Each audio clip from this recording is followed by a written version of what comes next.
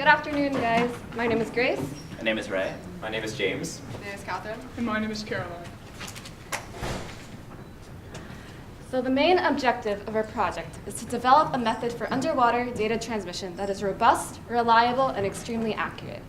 The underwater setting poses a unique set of challenges that impede accuracy, so the goal is to decrease the effects of these issues as much as possible. If we send a text file, we naturally want the message inside to match up with the one originally sent. Because miscommunication often has very critical implications in the real world, such as cost and efficiency and underwater drone malfunction, our project has focused on researching and optimizing a method that ensures consistent accuracy. This project is relevant in that it also serves to fit into Rutgers PhD candidate Mehdi Ramadi and his team's current research concerning development of a real-time communication system between autonomous underwater robots and remote transmitters on land. In their research, they are assuming that they have a reliable feedback system where the robot is able to send back additional information regarding the number of errors along with the transmission. However, without a robust communication system, this feedback system would compound error upon error while attempting to detect or correct previous mistakes. By designing the most optimal and accurate method possible, Ramadi's research no longer has to assume reliability and can instead utilize our work to focus on other potential areas of improvement. Now that we have gone over the purpose and the context surrounding our research, here's a projected outline for the rest of our presentation. First, we will dive into the relevant applications of our research, the technical background of the telecommunication process, and the underwater-specific issues that we chose to tackle. Then, we will explain how we simulated those schemes and issues and how we utilized our results to design the most optimal methods. Then we will talk about relevant conclusions and future improvements. And finally, we would like to acknowledge all the people that made this project possible. So the purpose of our research was to develop a communication system for underwater robots. Underwater robots are used all over the world for various interesting applications. For example, researchers in Australia recently tested an underwater robot that in the future could map the ocean floor, detect bleached coral, as well as identify the depth of the ocean. Known as the Blue ROV-2, this semi-autonomous robot could revolutionize the monitoring of the Great Barrier Reef. Another underwater robot in use is the Aquanaut, which is being developed by a team of former NASA roboticists. The Aquanaut can transform in order to complete various tasks, such as using underwater objects to switch a valve, for example, or sense its environment. Actually, here at Rutgers University, there's another underwater robot in use, which is known as the Rutgers Challenger Glider.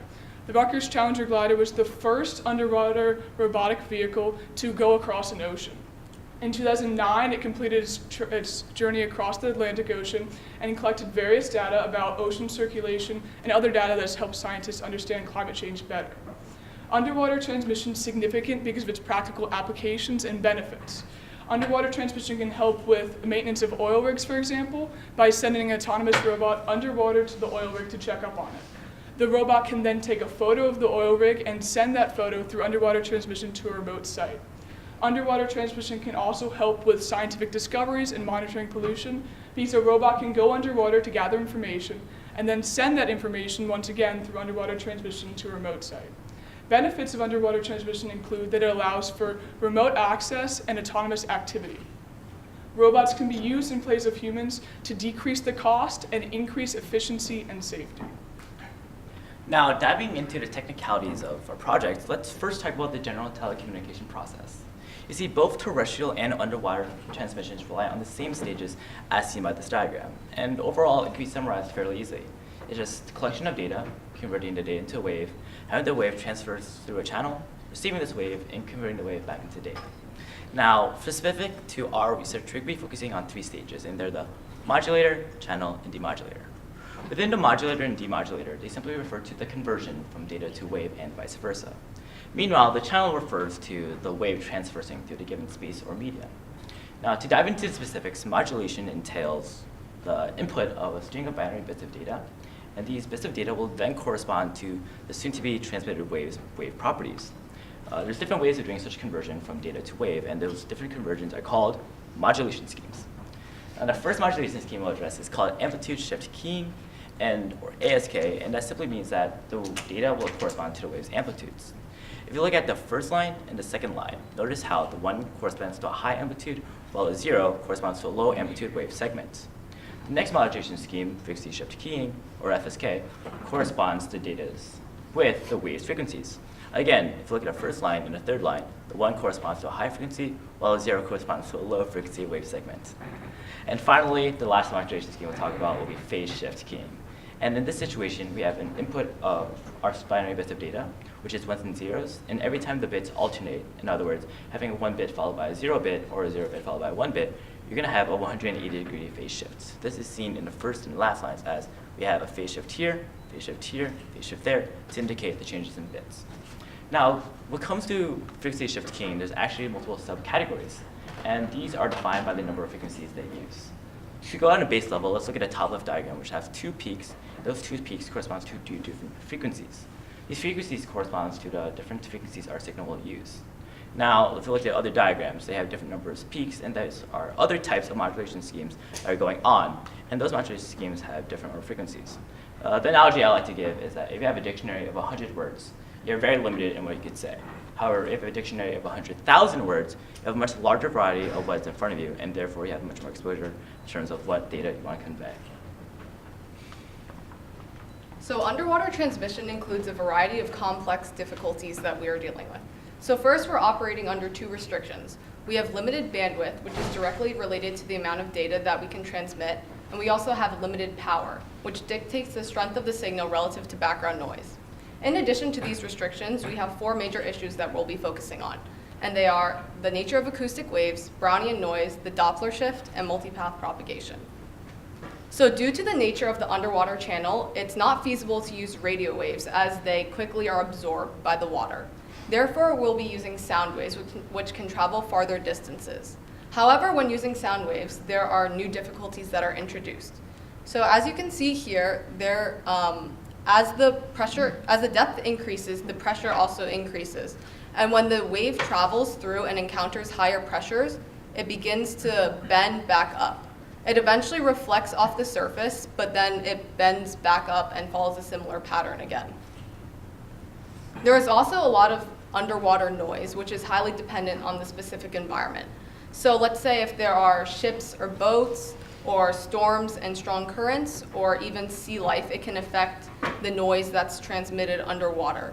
And interestingly enough, dolphins actually use the same frequency band for their echolocation that we'll be using. So the signals that they send can interfere with what we're sending and vice versa. So while the noise is highly dependent on the specific environment, for the purpose of our project, we'll be generalizing the noise as Brownian noise, which is noise that favors a lower frequency, as you can see here. There's a peak at the lower frequency, and it tapers off as the frequency increases. The next issue we'll be discussing is the Doppler shift, which is a change in frequency due to a moving source or receiver. So it's highly unlikely that the robots that we're using to transmit information will be stationary. So as they're moving, the frequencies that are being sent and detected may change. And then lastly, the next major issue is multipath propagation, which refers to the waves reflecting off the surface and the bottom of the channel. This can result in multiple phase and amplitude shifts. Furthermore, the echoes may arrive at later times and be misinterpreted as later signals. So we started off researching all the different modulation schemes, ASK, PSK, and FSK, and we discovered that underwater issues heavily impact amplitude and phase, rendering ASK and PSK as very inaccurate. However, because FSK relies solely on distinguishing between frequencies to convert and map data, FSK seemed very promising in the underwater setting. We chose to test 5 different modulation schemes, 4 types of FSK, and 1 version of PSK as the control for comparison. We then proceeded to simulate using MATLAB 3 of the underwater specific issues that Catherine just talked about, Brownian noise, Doppler shift, and multipath, testing them individually in combination with each of the modulation schemes. To analyze their effects on the transmission's accuracy, we calculated the bit error rates, BER, and plotted them against the signal-to-noise ratios, SNR, where the lower the SNR, the higher the intensity of background noise in comparison to the strength of our transmission. And then next, these graphs were very, very helpful to us because they helped us see at what point the quality of the channel was compromised as they showed the accuracies at different SNR levels. And we utilized these results to continuously optimize our process of finding the most reliable modulation method. Finally, we also generated a signal using FSK and sent it through a 20-gallon fish tank test bed that measured 3 feet by 1 foot by 1 foot, located in a Rutgers engineering lab. This was the closest thing to testing our data in the real world. So now let's get into the results of those simulations that Grace was discussing. Most of our results are going to be in the form of these SNR versus BER diagrams, so let's just review them real fast.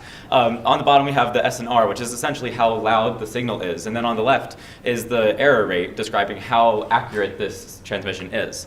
And most of these transmissions have this characteristic curve where the higher the SNR, the louder the signal is, the lower the error rate becomes. So this is our first simulation, and it just involves Brownian noise, no other factors presented against these simulations. And we found that all of our tested modulation schemes performed fairly well. However, the binary phase shift keying performed noticeably worse than almost all of the all of the frequency shift keyings. And we tested binary frequency shift keying, quadrature frequency shift keying, 8 frequency shift keying, and 16 frequency shift keying. And all of them performed either comparably or better than the phase shift keying that we tested. The second simulation that we did was of Doppler shift. We only tested binary frequency shift keying for this particular simulation because we are presuming that all of the frequency shift keyings will behave relatively similarly. And in this graph, there's actually 4 different lines you can see, but they're all superimposed on each other because the difference between these signals, the bit error rates versus SNR, is so small that it's negligible. This indicates that for frequency shift keyings in the case that we're using them is not widely affected by Doppler shift, at least at the velocities that underwater robots will be moving at. And our final simulation was of multipath propagation. And on the left we have a diagram of phase shift keying again, and on the right we have a diagram of frequency shift keying. And you can see that this is actually 10 to the negative second. So it's about 1% error for the for the phase shift keying, which is very bad error rates. So the phase shift keying did not perform very well against multipath propagation. In comparison, the frequency shift keyings all reached downwards below 0.1% error, which is relatively okay error rates. And in some cases was dropping significantly below this error rates, which indicates that frequency shift keying is much more reliable against multipath propagation. However, more work must be done to optimize the specifics of frequency shift keying to combat multipath propagation. And then our last results were not actually simulations, but rather real-world results that we tried. So we attempted to send a signal using frequency shift keying through an actual test bed that Grace was describing earlier.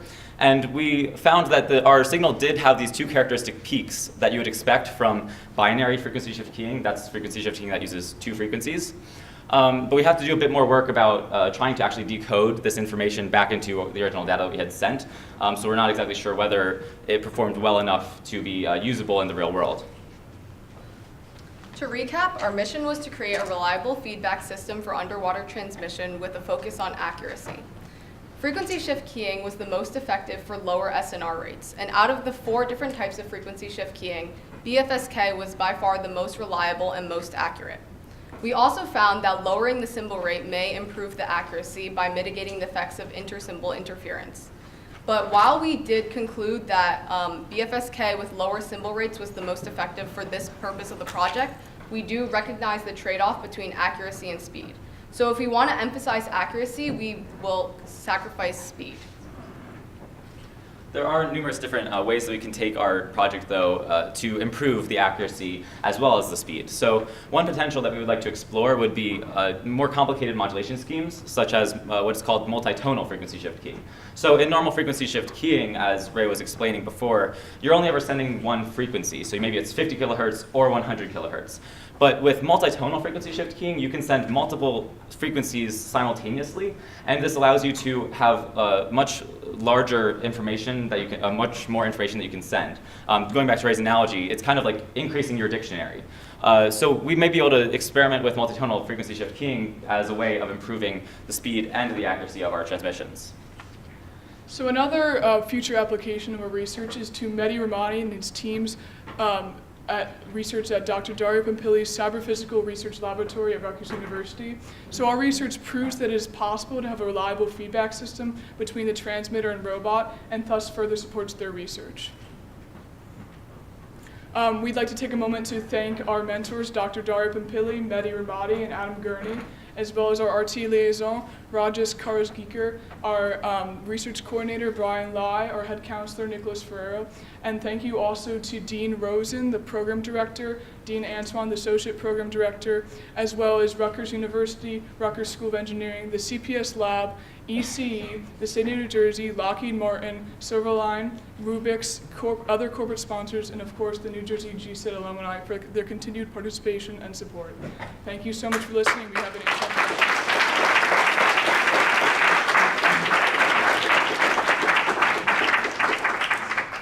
And now we are open for questions. Oh, question? Yes. The robot that went across the ocean. Oh. Oh, I can't remember Rutgers Challenger. It was not a short journey. Yeah, it's actually part of Rutgers team. This huge investment in their electrical engineering, and it goes over across 5 ocean basins. It covers 128,000 kilometers, if I'm correct. But overall, it's pretty impressive as is. But our idea is that if we can incorporate the whole idea of reliable feedback system, not only will we be able to transfer from location to location, but we can also simultaneously send data in a process which will be more efficient overall. So in the case of the Challenger glider, we might be able to record data and send it back real time to some like some base on the shore, where it can then be processed by computers on the shore. See another question? What effective ranges would you see for this technology? So one of the really awesome things about sound underwater is that if it's at the right frequencies, it can travel for hundreds of kilometers. You can actually get a signal literally going across the Earth if you have high enough power. So it can have applications across all sorts of ranges, both from short range, like on a scale of meters, to long range on the scale of hundreds of kilometers. I noticed in your graph that one of the levels, the two frequencies, they're quite different level. Why? What's the cause of that? Are you talking about this? No, In the transmission, the actual measurement. We're kind of unsure about this right now. Are you saying for this one? Mm-hmm. Oh, yeah. So there were actually a couple of issues with the transmission that we haven't resolved. We kind of ran out of time while we were doing the test bed results. So, so that was going to require a little bit more further investigation. We're not exactly sure why. We got the data for this less than 24 hours ago.